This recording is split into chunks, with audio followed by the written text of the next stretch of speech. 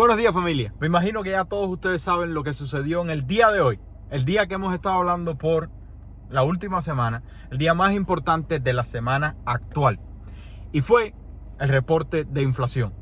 Y yo sé que hay mucha confusión por lo que sucedió a modo superficial, pero cuando miras los números te das cuenta que fue un reporte terrible, y es la razón por la cual la bolsa cayó, las criptomonedas cayeron, la tasa del tesoro aumentó y por lo tanto las tasas hipotecarias aumentando. Entonces vamos a ver todo lo que significa. Vamos a ver todo el reporte, los puntos más importantes y lo que significa para el futuro de la economía.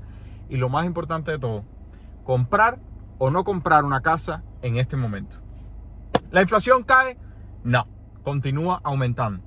A pesar de que el gobierno tomó todas las medidas que pudo y obtuvo energía de la reserva estratégica para reducir los gastos de la gasolina, y aún así la inflación continuó aumentando. Vamos a ver por qué hay tanta contradicción en los diferentes datos del reporte.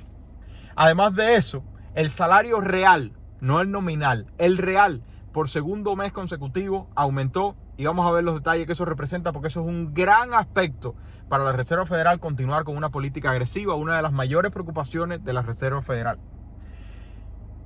Entonces, vamos allá. El CPI titular, o el público, o como quieras llamarle en español, en inglés se le dice headline.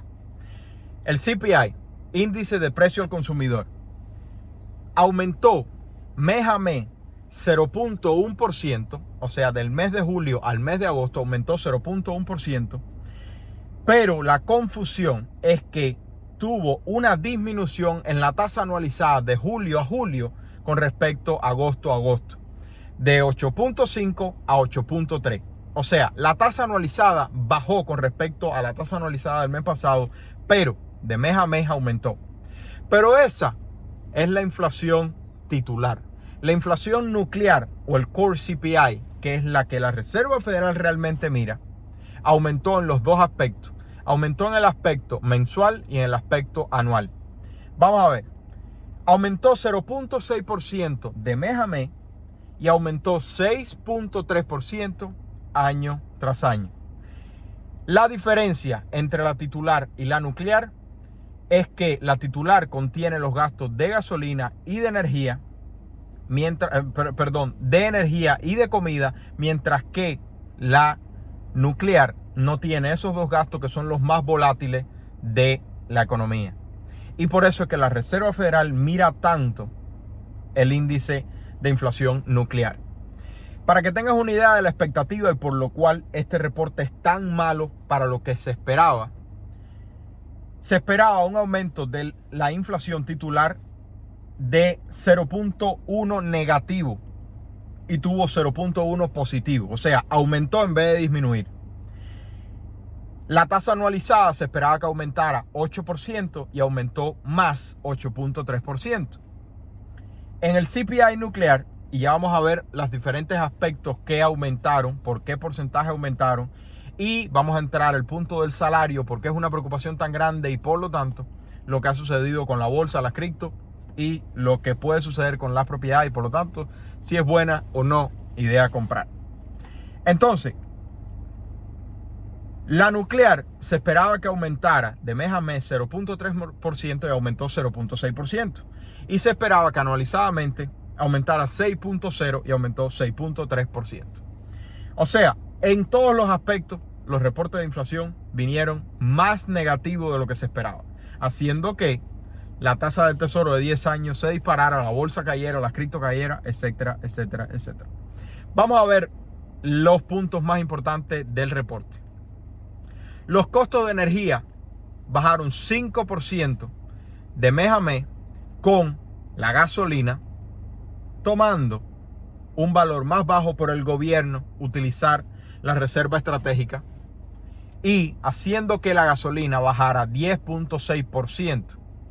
Y por lo tanto, si no hubiera intervención del gobierno para bajar la gasolina o los costos de la energía con la reserva estratégica, este reporte de CPI que vino a 8.3, los expertos dicen que estarían por encima de 9%. O sea, mucho más mal aún de lo que se reportó en el día de hoy.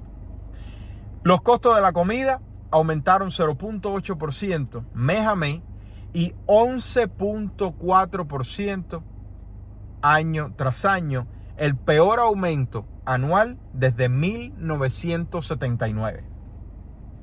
El gasto de vivienda aumentó 0.7% mensual y 6.2% anual. Esto sabemos por completo que es el Homeowners Equivalent Rent, o sea, el equivalente de renta del propietario. O sea, un indicador que no nos sirve a nosotros realmente para los gastos del aumento de los precios de la vivienda, que todavía están como a 13% año tras año, y el aumento de las rentas a nivel nacional, que están por encima de 10%. Esto es un indicador que ellos se han creado y aumentó 6.2%. O sea, el gasto de la vivienda continúa aumentando. La salud aumentó 0.8% mes a mes y 5.6% año tras año. Los carros nuevos tuvieron un aumento de 0.8% en el precio medio, pero los carros usados cayeron 0.1%. Curioso eso.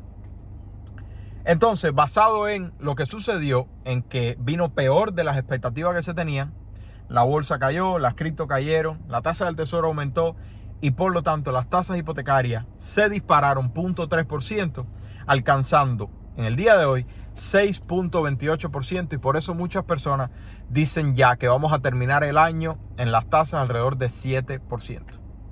Ahora, en el momento en que sale la noticia, yo miro las probabilidades de la agresividad de la Reserva Federal y se eliminó por completo el aumento de 50 puntos base y se puso entonces una probabilidad de 90 en aumento a 75 puntos y 10% de probabilidad a un aumento de 100 puntos.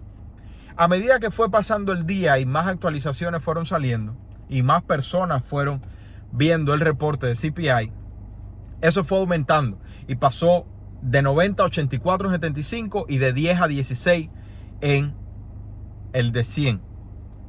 Y en el último momento en el que chequeé antes de salir de la oficina, 79% se esperaba 75 puntos para la semana que viene y 21% se espera que haya un aumento de la tasa federal de 100 puntos por parte de la Reserva Federal.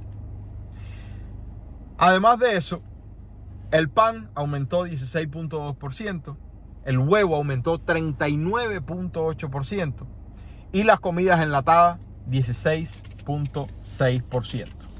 Ahora, vamos a uno de los aspectos más importantes del reporte por parte del Buró de Estadística de Empleo.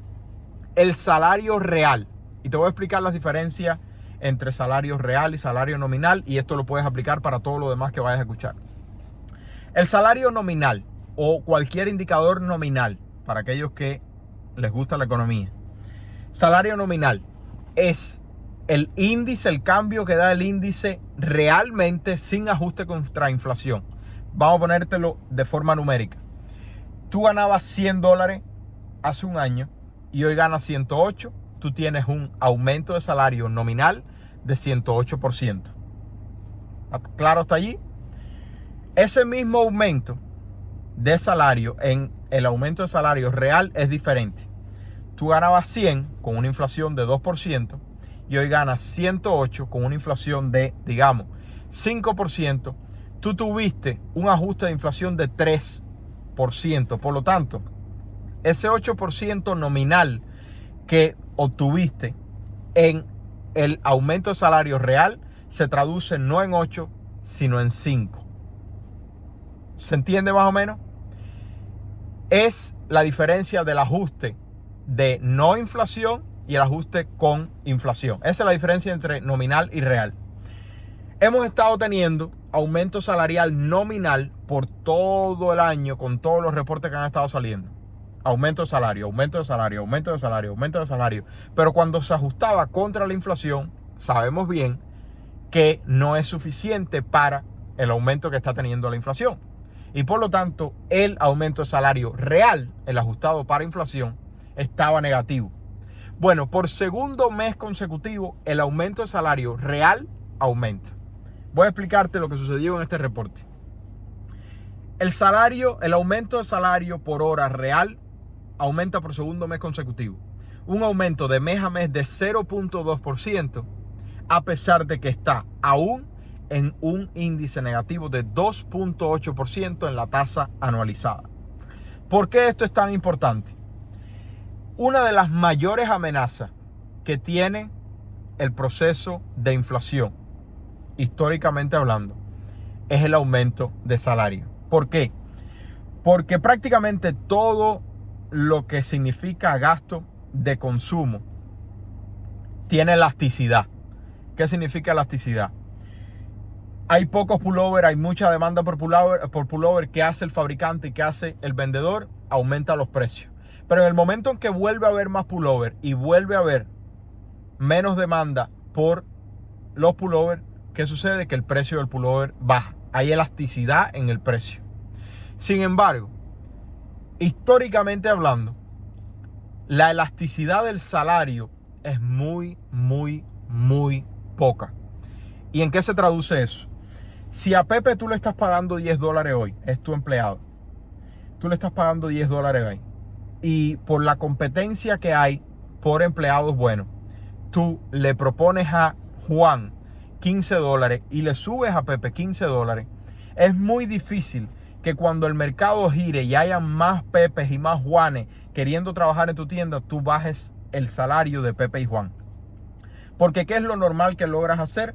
Que logras subir los precios de tus productos y tus servicios y por lo tanto mantener tu margen de ganancia por encima de ese aumento salarial que le diste a tu costo de producción o tu costo de negocio, que fue el aumento de salario. O sea, se sube el costo del producto o del servicio, causando ¿qué cosa? Más inflación. Y por eso es que la Reserva Federal, uno de los mayores temores que tiene es de inflación salarial, que por segundo mes consecutivo se está viendo inflación real aumentando. Y eso es un grave problema, sobre todo lo que se está viendo a nivel nacional con las diferentes uniones reclamando aumento de salario mínimo con todo el derecho que quieran tener, porque sin duda alguna los gastos de vivienda, los gastos de vida del día de hoy cada vez suben más y más y más y más. Y por lo tanto, nosotros exigimos que se nos pague más porque se nos está cobrando más por los productos y servicios que consumimos.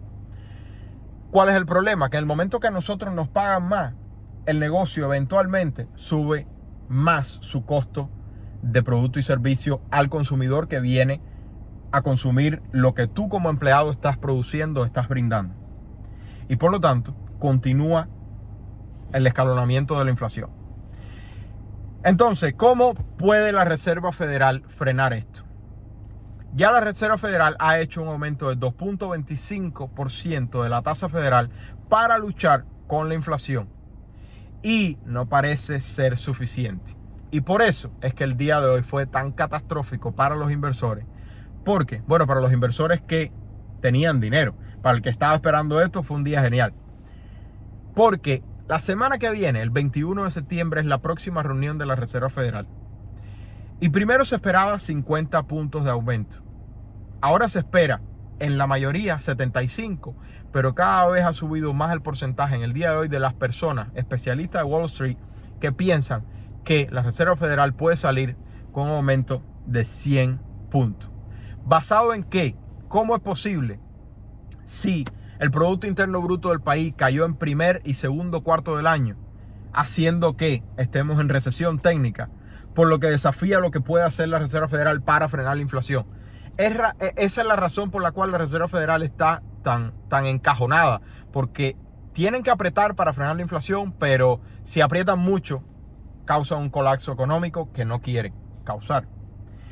Pero ¿qué fue lo que sucedió hace 2 semanas? Que Jerome Powell, el director de la Reserva Federal, salió en el Jackson Hole y dijo: no queremos cometer el error que se cometió en la década del 1980, donde creímos que la inflación estaba bajando y se redujo la agresividad por parte de la Reserva Federal y la inflación regresó aún más fuerte. Entonces, ¿qué fue lo que dijo? vamos a subirla más rápido, más alto y por más tiempo de lo que se espera, causando dolor en la familia, y en los negocios, pero que es necesario para frenar el problema de la inflación. Pero ¿cuál es el asunto? En un mercado laboral tan rígido, continúan aumentando los salarios y los precios de los bienes y servicios. Y aún con el aumento del uso de la reserva energética por parte del gobierno para reducir los gastos de la energía, podemos discutir, no podemos discutir porque esos temas a mí no me interesan. Yo lo que los toco por arribita porque influencian la finanza. Pero se puede discutir, se puede debatir de manera pacífica, amorosa, con armonía, que es una estrategia política o no para reducir los gastos de la gasolina, porque habían demasiadas personas diciendo, mira, aquí en la pompa el precio está tan alto por culpa de Biden, que también, que sea culpa de Biden es debatible o no. Entonces, ni siquiera con el gobierno utilizando la reserva energética se logró reducir la inflación titular. La inflación titular, que el día de ayer yo compartí con ustedes que iba a suceder algo extraño, que yo pensaba que la inflación titular iba a marcar una tendencia bajista como sucedió el mes pasado, pero la nuclear iba a aumentar. Bueno, las dos aumentaron. Y eso fue incluso con el gobierno utilizando la reserva estratégica. Y por lo tanto, se espera que cuando el gobierno ni siquiera interceda con la reserva estratégica, la inflación titular aumente aún más, por encima del 9%. Entonces, ¿qué es lo que tienes que enfocarte ahora más que en nada? Proteger tu ingreso, ya seas empleado o seas dueño de negocio. Y esta es la manera más sencilla de hacerlo. Si tienes un supervisor, si tienes un jefe, puedes hacer lo que hice yo con la antigua compañía con la que trabajaba. Yo llegué a mi supervisora, la vicepresidenta del departamento de diseño de Chase, y a los 6 meses llegué y le dije, ok, ya entiendo todas las tareas que me diste. ¿Qué puedo hacer ahora para otorgar más valor? Y enseguida ella cogió y sacó un panfleto así de cosas que yo podía hacer, que durante un tiempo estuvieron fuertes, y es una de las razones por las cuales este servidor no tiene pelo. Pero me permitió varias cosas. Número 1, crecer como profesional. Pero número 2, demostrarle a la compañía más valor y por lo tanto, no solamente reflejarlo en más ingresos, o sea, mayor salario, que es como la droga que nos dan para mantenernos esclavos, pero me dio un valor en la compañía para cuando los tiempos se pusieron duros.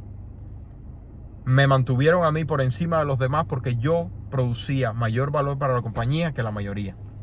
Entonces, pregúntale tanto a tus supervisores o a tu jefe o a tus clientes, si eres dueño de negocio, ¿qué puedo hacer para otorgarte más valor? Así de sencillo.